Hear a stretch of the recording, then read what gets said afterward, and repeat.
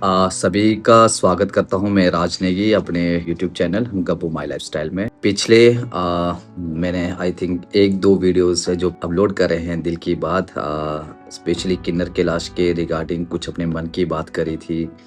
उसके बाद मैंने जो प्रोटेस्ट हुआ द बिगेस्ट कंट्रोवर्सी इन जंतर मंतर, उसके बारे में मैंने एक वीडियो पोस्ट करा था। वो जाहिर सी बात है मैं उसके बाद अभी तीसरा ये वीडियो आप लोगों के सामने लेके आ रहा हूँ। तो मैं अपने चंडीगढ़ से होम टाउन किन्नौर चला गया था। उसके बाद टाइम मिल रहा है मुझे ये वीडियो बनाने का। मैं काफ़ी दिनों से सोच भी रहा था कि द बिगेस्ट कंट्रोवर्सी जो रहा जंतर मंतर का, उसके बारे में और एक वीडियो बनाऊं।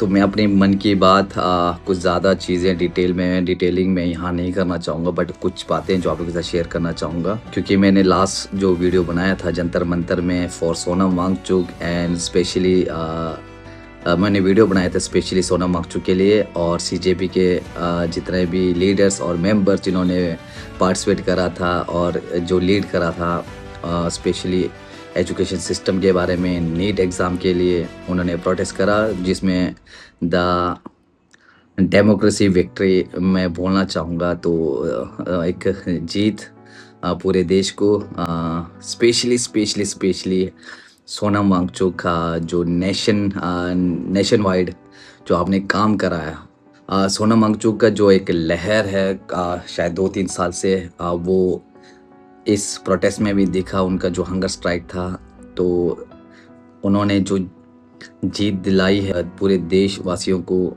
और रही बात हमारे सीजेपी जो कॉकरोच जनता पार्टी के लीडर्स या फाउंडर हमारे स्पेशली अभिजीत दीप के, सौरभ दास, आशुतोष राणा, नेक्स्ट विजेता, सभी का रोल अलग अलग था भाई। स्पेशली उन लोगों को मैं मुबारकबाद कहना चाहूँगा जो जंतर मंतर पे पहुँचे और उन्होंने क्या कुछ देखा, क्या कुछ सहा यार। Specially Gen Zs, heads of you, सभी की जीत है यार।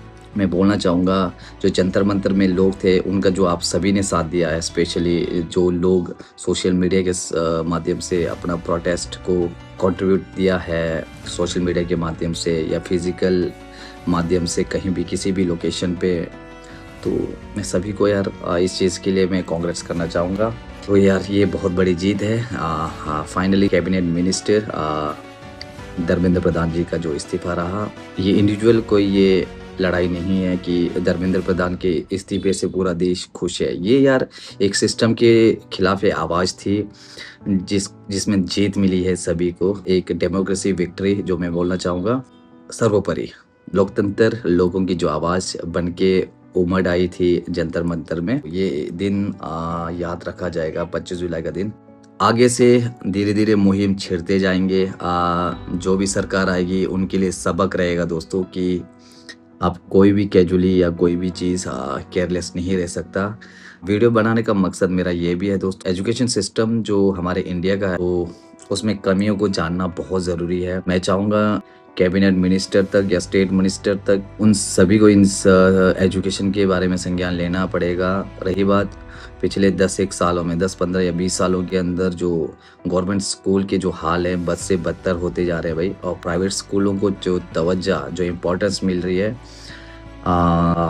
जिस वजह से मीडियोकर फैमिली और पुअर फैमिली के लिए एक बोझ बनते जा रहा है। देखिए प्राइवेट स्कूलों में जो फीस स्ट्रक्चर है वो दिन प्रतिदिन बढ़ते जा रहा है, लोगों की जो आमदनी बढ़ नहीं रही है। इन चीज़ों के बारे में सोचना है। गवर्नमेंट स्कूल के बारे में सोचना चाहिए सरकार को कि गवर्नमेंट स्कूल को कैसे मजबूत किया जाए। गवर्नमेंट स्कूल में इंफ्रास्ट्रक्चर से लेकर, बिल्डिंग से लेकर, स्कूल का डेकोरम बहुत मजबूत बनाना पड़ेगा। कैसे बच्चों को फिर से कैसे गवर्नमेंट स्कूल में लाया जाए, कैसे प्राइवेट स्कूलों को इम्पोर्टेंस कम किया जाए, गवर्नमेंट जॉब उन्हीं भी बच्चों को दिया जाए जो गवर्नमेंट स्कूल में पढ़ रहे हो। तो देखिए दोस्तों, देश भर में one nation one education system लाना है तो बहुत सारी चीज़ों पे काम करना पड़ेगा। प्राइवेट स्कूल के बच्चों को गवर्नमेंट सेक्टर में उनको जॉब नहीं मिलनी चाहिए। बहुत सारे क्राइटेरिया कर सकती है गवर्नमेंट, जिससे कि गवर्नमेंट स्कूल का स्तर जो मजबूत बनाया जाए। और प्राइवेट स्कूल को ख़त्म करने के लिए और गवर्नमेंट स्कूल को मजबूत करने के लिए सबसे पहले गवर्नमेंट स्कूल में जो भी कमियाँ हैं उसको पूरा कर लिया जाए।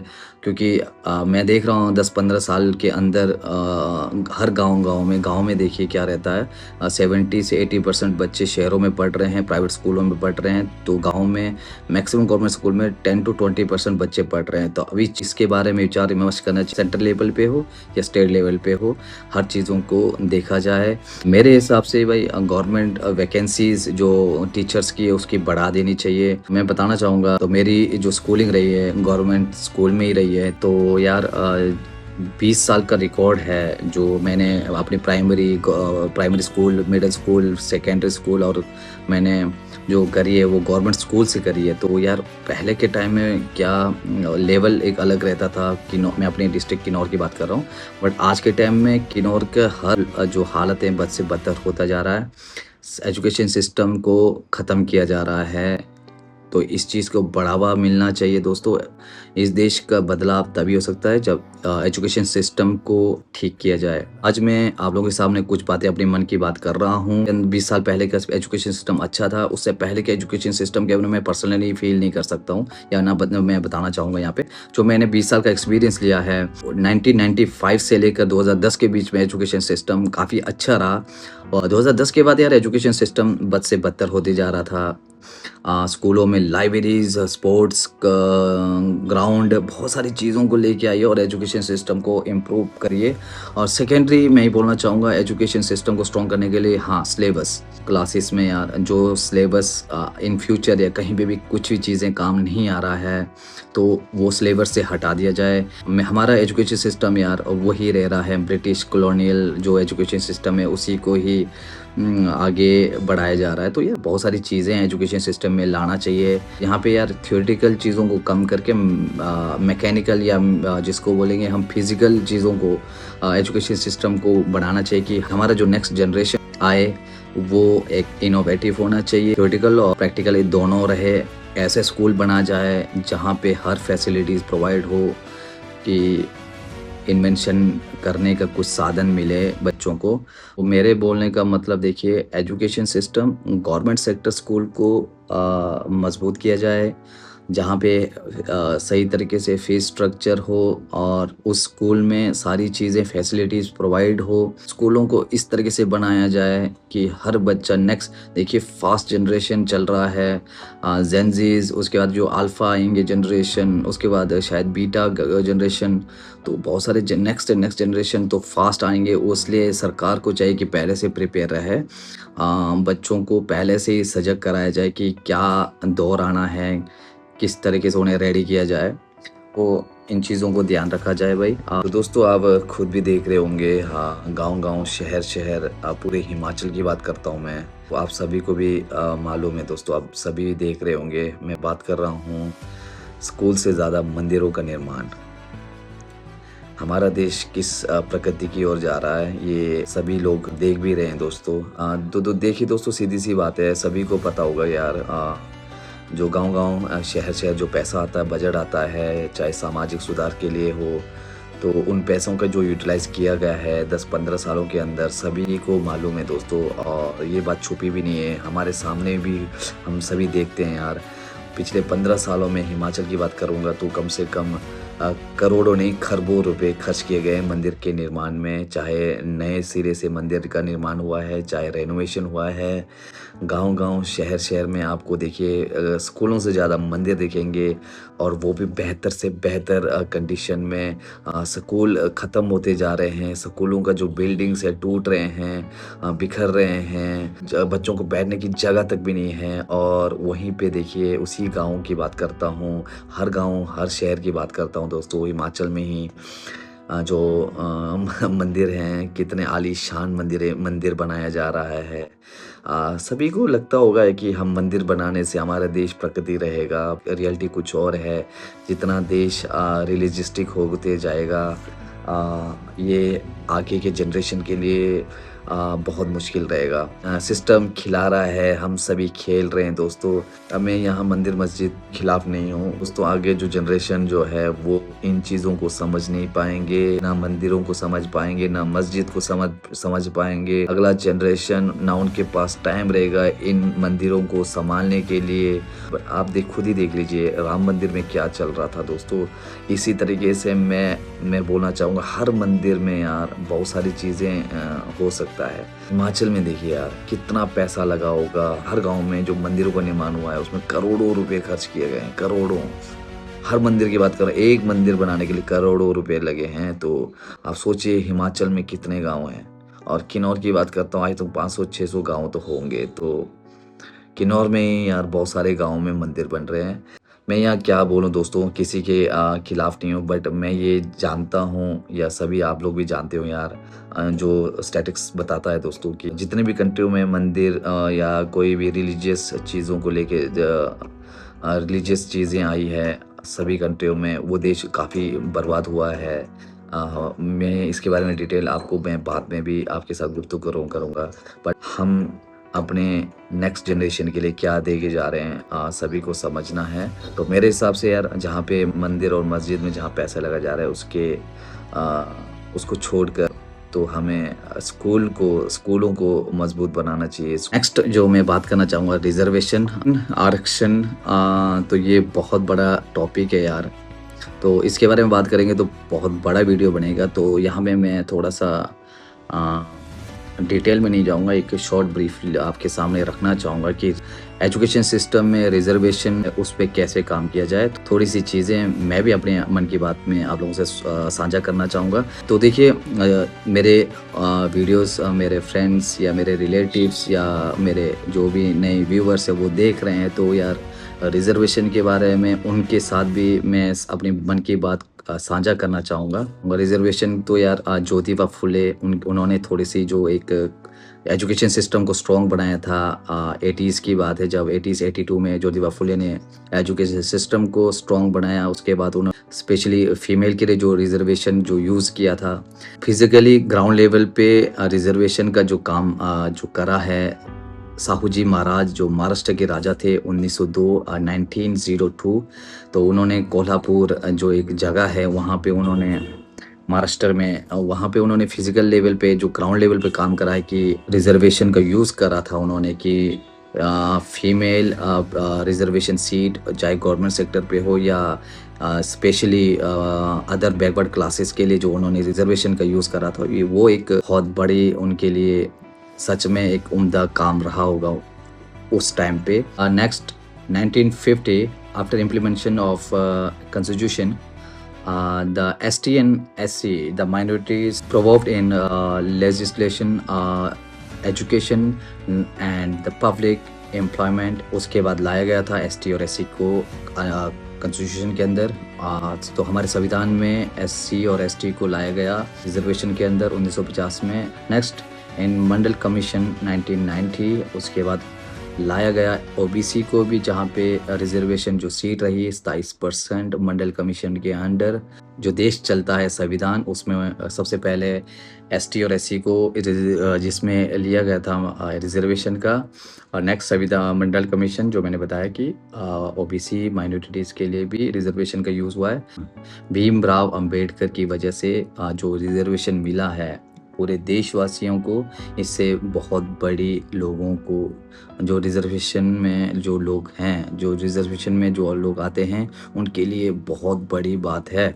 कई लोगों का यह मानना है यार रिजर्वेशन नहीं मिलना चाहिए और क्यों मिल रहा है, और 2026 जो चल रहा है द मॉडर्न टाइम पीरियड, इसमें भी लोग रिजर्वेशन यूज़ कर रहे हैं, जहाँ जनरल कैटेगरी के लोग आई थिंक 100 में से 80-90 नंबर लेने के बावजूद भी उनको गवर्नमेंट सेक्टर में जॉब नहीं मिल रही है, रादर देन जहाँ पे 40 या 50 मार्क्स लेने वाले जो रिजर्वेशन सीट में उनको गवर्नमेंट सेक्टर में जॉब मिल रही है। 1950 से लेकर 2026 74 जो साल गुजर चुके हैं, इसमें हालात काफ़ी जगह सुधर गए हैं, काफ़ी जगह अभी भी वैसा ही है। तो सबसे पहले तो मैं बोलना चाहूँगा यहाँ पे वो हमारी जो सभ्यता चलती आ रही थी यार, आई थिंक मिनिमम मैं बोलना चाहूँगा 2500 BC से लेकर अभी तक का जो सबसे पहले वो जो माइनॉरिटीज़ है हमारे, स्पेशली SC ST और OBC, इन्होंने क्या हालात देखे होंगे। आई थिंक 5000 का साल का ये जो पीरियड है,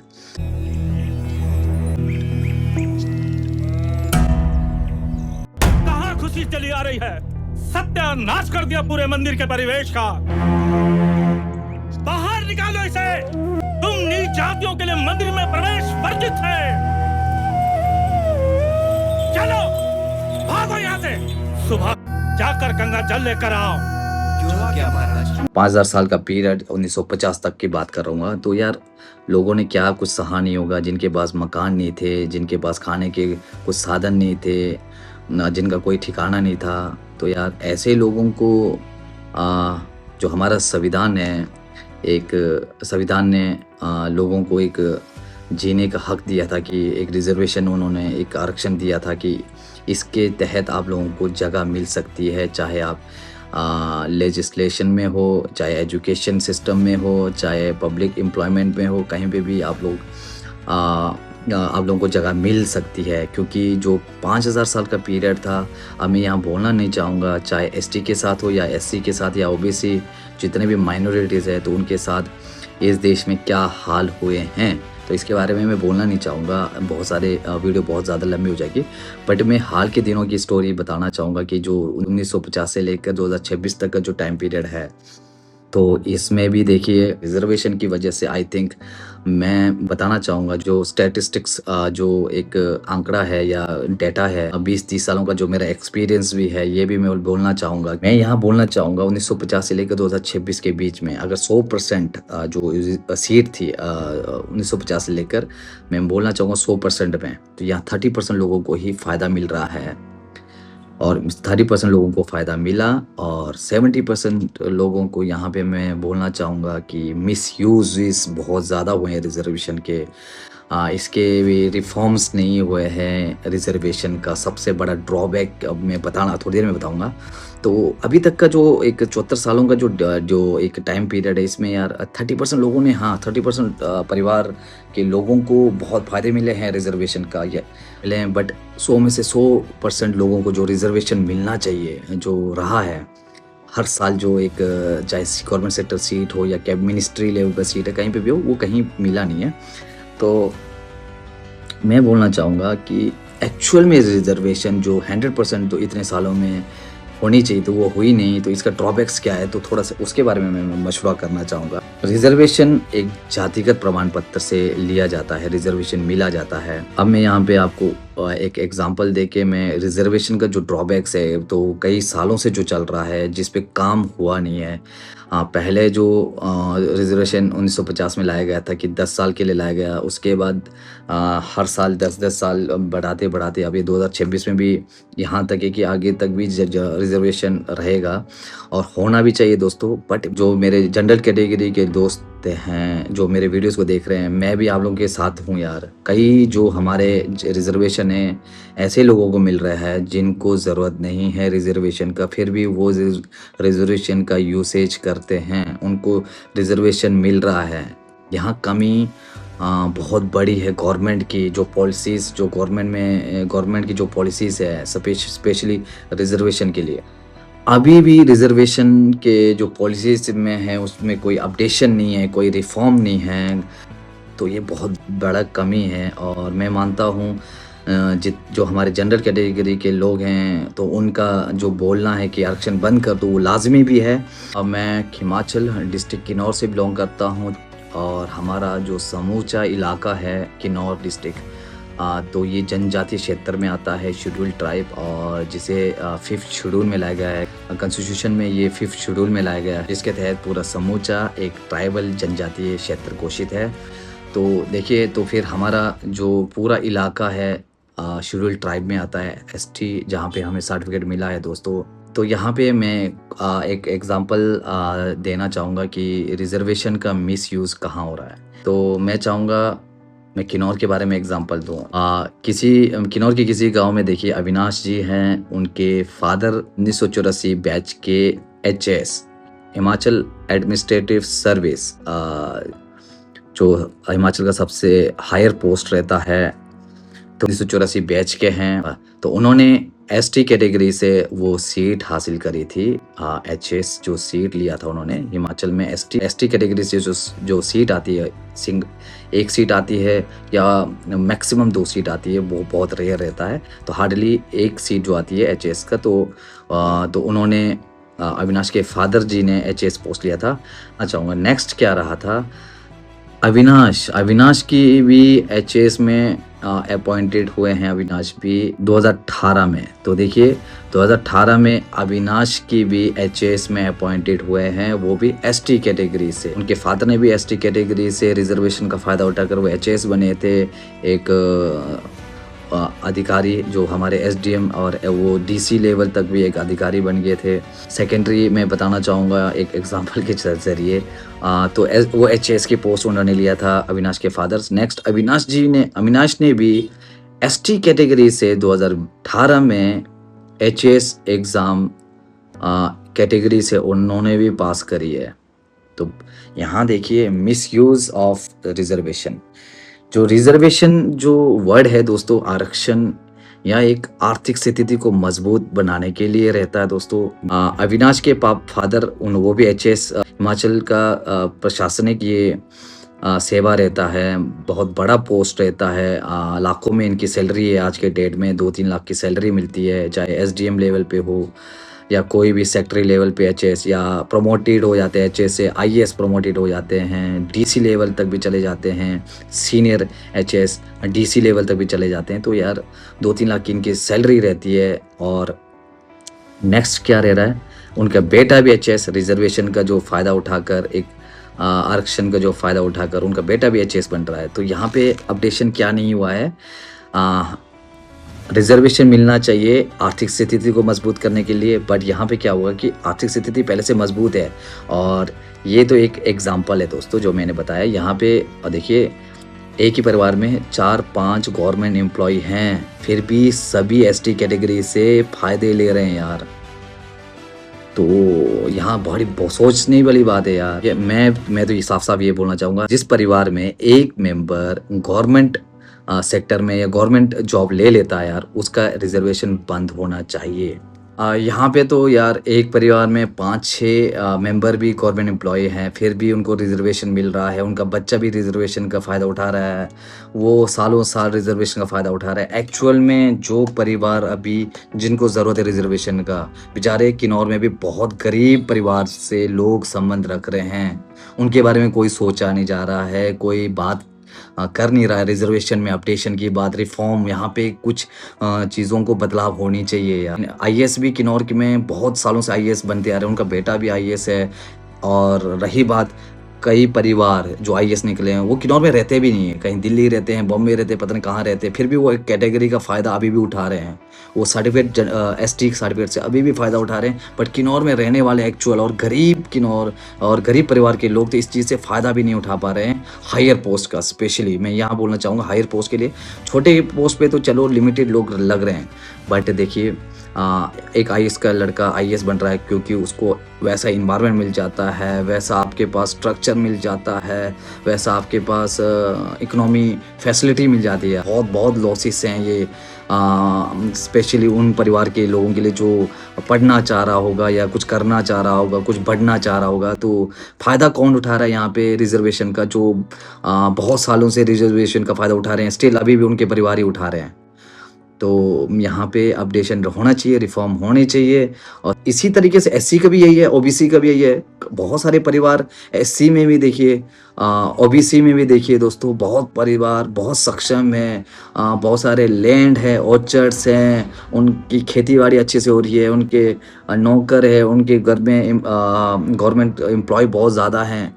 तो यहाँ पे क्या हो रहा है, अपडेशन कोई नहीं है। तो यहाँ पे पंचायत लेवल पे ये काम होना चाहिए। जिस परिवार में एक गवर्नमेंट एम्प्लॉय है तो वहाँ पे 20 या 30 साल के लिए रिजर्वेशन जो एसटी, एससी और ओबीसी का कैटेगरी बंद होना चाहिए। सेकेंडरी, जिस परिवार में आपका लैंड से कोई भी इनकम 50,000 से ज़्यादा है तो वहाँ पे भी एसटी कैटेगरी से आपको एम्प्लॉयमेंट नहीं मिलना चाहिए। बहुत सारी चीज़ें हैं, तो यहाँ बात होनी चाहिए इकोनॉमी एक्टिविटी आपकी कैसी है दोस्तों, आपका ईयरली अर्निंग कैसी है। मैं यहाँ अपने जितने भी जनरल कैटेगरी के दोस्त हैं यार, पहले समझ लीजिए कैटेगरी होना चाहिए, रिजर्वेशन होना चाहिए दोस्तों। मैं यहाँ बोलना चाहूँ रिजर्वेशन होना चाहिए, पर उन परिवार में होने चाहिए जो इसके लिए सच में हकदार हैं।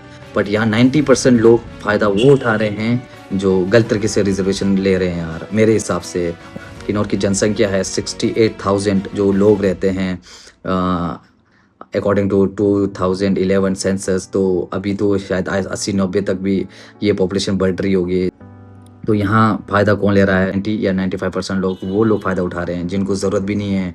एक्चुअल में रिज़र्वेशन से उनको जॉब नहीं मिलनी चाहिए, क्योंकि उनकी जो मंथली या ईयरली जो इनकम है आई थिंक लाखों में है, या उनके परिवार में एक गवर्नमेंट एम्प्लॉय नहीं, बहुत सारे गवर्नमेंट एम्प्लॉय हैं। Same category as like SC में भी यही है, ओबीसी में यही है। तो दोस्तों मैं यहाँ पे कंक्लूजन करना चाहूँगा एजुकेशन सिस्टम को लेकर। वीडियो बहुत लंबी हो रही है। एजुकेशन सिस्टम में बहुत सारे कमियां हैं, उसको पूरा करिए। तो लास्ट का जो टॉपिक रहा मेरा रिजर्वेशन का, ये यार बहुत गलत यूसेज हो रहा है। तो यार रिजर्वेशन के अंदर जो भी हमारे एससी एसटी और ओबीसी के जो भी लोग हैं यार, जो भी अपने बंदे हैं, जो भी लोग हैं, तो प्लीज़ यार आपके घर में कोई गवर्नमेंट एम्प्लॉय हैं, आपके पास फादर मदर ब्रदर या कोई भी है, नेक्स्ट आपका जो ईयरली जो इनकम है आई थिंक 2 लाख या 3 लाख या जो भी रहता है यार, अब 50,000 से ज़्यादा है, तो प्लीज़ यार अब ये चीज़ें छोड़ दीजिए, रिजर्वेशन का फ़ायदा उठाना छोड़ दीजिए। और सबसे पहले तो मैं चाहूँगा कि गवर्नमेंट इन चीज़ों पे काम करे यार। सिस्टम देखिए कैसा चल रहा है, और सिस्टम को चलाने वाले कैसे लोग हैं, मुझे समझ नहीं आता यार। तो एक बात तो जान लीजिए दोस्तों, ये सिस्टम जो चलता है और चलाया जा रहा है ना, तो ये जनता को सिर्फ बेवकूफ़ बनाने के लिए होता है भाई। रियलिटी कुछ और है। एजुकेशन सिस्टम में बहुत सारी कमियां हैं, धीरे धीरे हम बात करेंगे। फिलहाल ये रिजर्वेशन जो है, इस पे काम होना बहुत ज़रूरी है।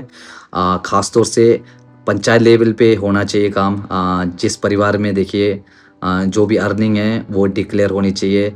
सबसे पहले तो मैं यार गवर्नमेंट को बोलना चाहूँगा, आप इस पे काम करिए सेंटर लेवल पे, कि ये काम स्टेट लेवल पे दिया जाए और प्रेशराइज कर लिया जाए कि सभी जगह, स्पेशली गांव-गांव में पंचायत लेवल पे काम होना चाहिए, क्योंकि हर इंसान का, हर परिवार का लेखा जोखा पंचायत लेवल पे आपको मिल जाता है। सेंटर को चाहिए स्टेट लेवल पे काम करे, स्टेट को चाहिए कि हर डिस्ट्रिक्ट और हर ब्लॉक वाइज जो एक परिवार का लेखा जो रहता है वो ब्लॉक वाइज रहता है, स्पेशली पंचायत लेवल पे, और पंचायत में काम होना चाहिए। और प्रेशराइज करें पटवारी से लेकर कानूको से लेकर तहसीलदार से लेकर एसडीएम जो भी हैं। तो यहाँ पे कि इनकम सर्टिफिकेट को दुरुस्त किया जाए हर परिवार से। रिजर्वेशन का जो एक्चुअल जो फ़ायदा है उन्हीं लोगों को मिलना चाहिए जो असली में ये हकदार हैं, जो गरीबी से जूझ रहे हैं, जिनके घर में अभी तक कोई भी गवर्नमेंट एम्प्लॉय नहीं है। और मैं भी गुजारिश करना चाहूँगा अपने भाई बंधुओं से, यार अगर आप सक्षम हैं तो अपना रिजर्वेशन जो कैटेगरी जो सीट है प्लीज़ छोड़ दीजिए, आप जनरल से लड़िए। मैं यहाँ पे मैं बताना चाहूँगा, जनरल कैटेगरी के मेरे फ्रेंड भी हैं यार, जिनके परिवार में अभी तक भी गवर्नमेंट एम्प्लॉय नहीं है, वो गरीबी में जूझ रहे हैं यार, फिर भी वो जनरल कैटेगरी में हैं। तो उनके साथ भी ये नाइंसाफ़ी है। वो भी चाहते हैं कि रिजर्वेशन बंद हो। तो मैं जनरल कैटेगरी जितने मेरे फ्रेंड है, समाधान रिजर्वेशन बंद होने में नहीं है दोस्तों। समाधान जो गलत रिजर्वेशन का जो गलत यूसेज हो रहा है, जो कई लोग मैक्सिमम लोग 90% लोग रिजर्वेशन का बहुत ज़्यादा यूसेज कर रहे हैं, रिजर्वेशन का जो फ़ायदा उठा रहे हैं, उस पे काम होना चाहिए। तो देखिए भाई, अब धीरे धीरे इस पे बात चलेगी। नेक्स्ट मैं अगला टॉपिक में छेड़ना चाहूँगा कास्टिज़्म के बारे में। इसके बारे में ज़्यादा डिबेट होनी चाहिए, तो थोड़ा सा अपने मन की बात लेके आऊँगा नेक्स्ट कास्टिज़्म का। एंड आजकल जो ट्रेंडिंग चल रहा है रिजर्वेशन का, बट रिजर्वेशन को बंद करने से पहले जाति भी तो बंद होनी चाहिए। इसके बारे में मैं वीडियो बनाऊँगा। तो इसके बारे में मैं अपने मन की बात करने आऊँगा फिर से। तो वीडियो बहुत लंबी हो रही है यार, क्या ज़्यादा मैं क्या बताऊँ। तो वीडियो बहुत ज़्यादा लंबी हो रही है, तो कुछ बातों को आगे नेक्स्ट ब्लॉग के लिए छोड़ देता हूँ दोस्तों। आप सभी के लिए दिल से दुआ, आपके सेहत के लिए मैं दुआ करूँगा दोस्तों। तो दोस्तों अगले ब्लॉग में फिर मिलेंगे। चलते चलते बाय बाय, टेक केयर।